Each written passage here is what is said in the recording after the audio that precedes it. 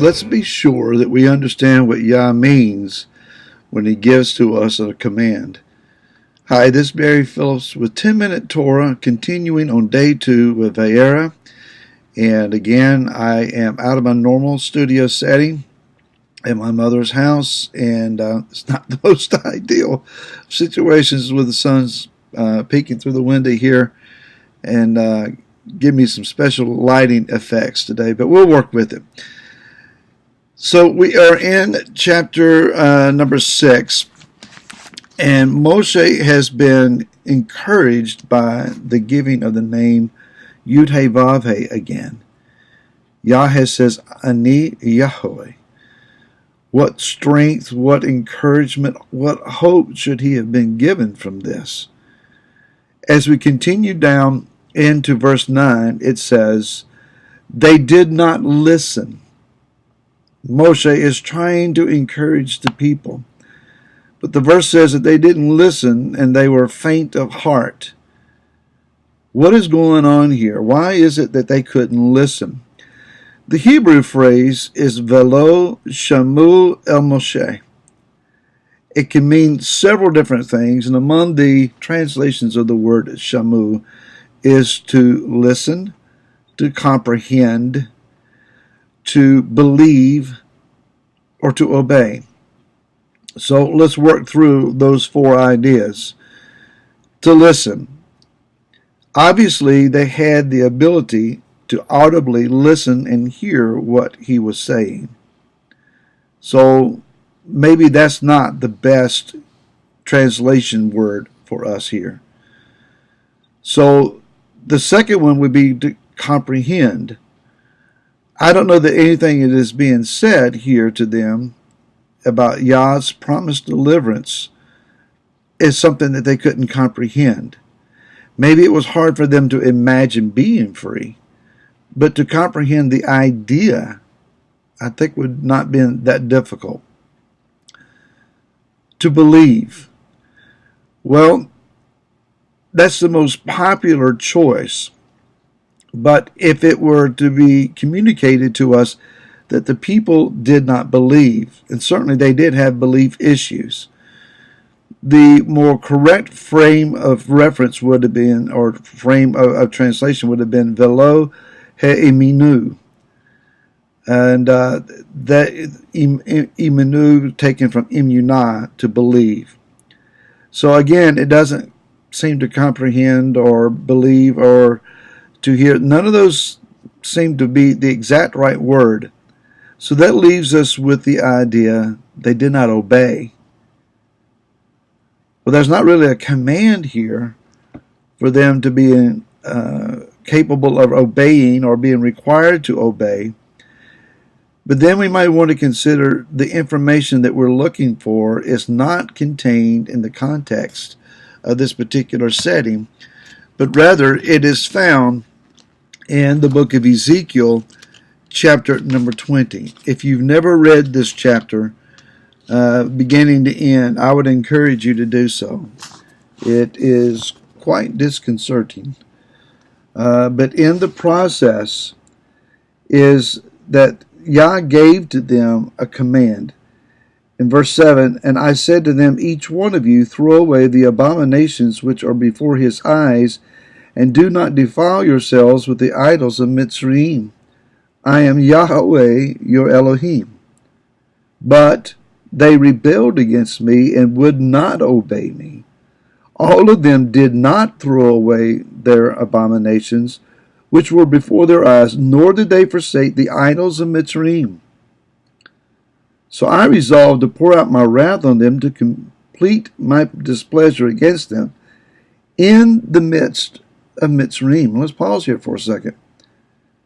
Yah is saying, I am requiring of you that you abstain from idolatry, and that you not only abstain, but that you cleanse yourselves from your idols. Move these idols out of your lives. And he said, because you have refused to do so, while you are still in Mitzrayim, I'm going to put an end to you. Now, that is a dramatic and incredible statement in that the prophecy has already been given to Abraham generations earlier, how that his descendants would be captives, slaves in another land, and that they would cry out, and that he would deliver them and bring them back to the land that Abraham was in. He had already prophetically made that statement. He had already promised that he would bring his people out with a great hand and a great demonstration of his power to Moshe. But now that he is requiring his people to cleanse themselves from idolatry in order to comply with the power and the promise of his prophecy, they're refusing. So what does he do? I have a people that I have promised to deliver, but they refuse to cease from idolatry. Later on, we realize from his writings to Israel, I am set apart, and by those that approach me, I will be set apart.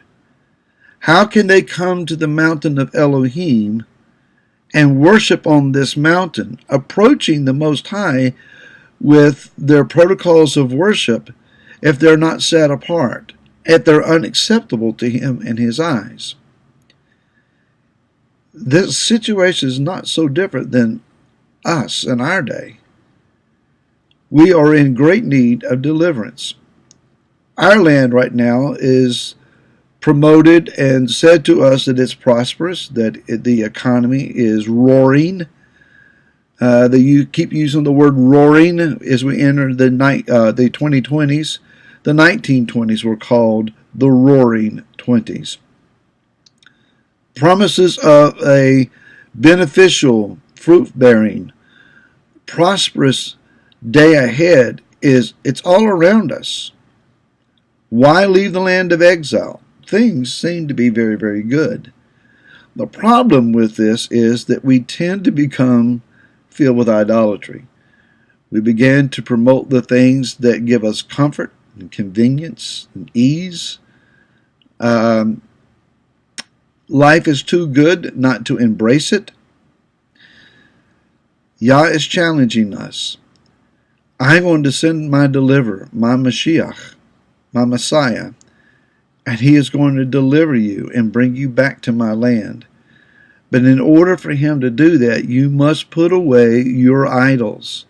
It says in verse 9 that when they refused to put away their idols, and he had said, I'm going to kill them all in the land of bondage, he said in verse 9, but I acted for my name's sake, that it should not be profaned before the eyes of the nations among whom they were, before whose eyes I had made myself known to them to bring them out of the land of Mitzrayim.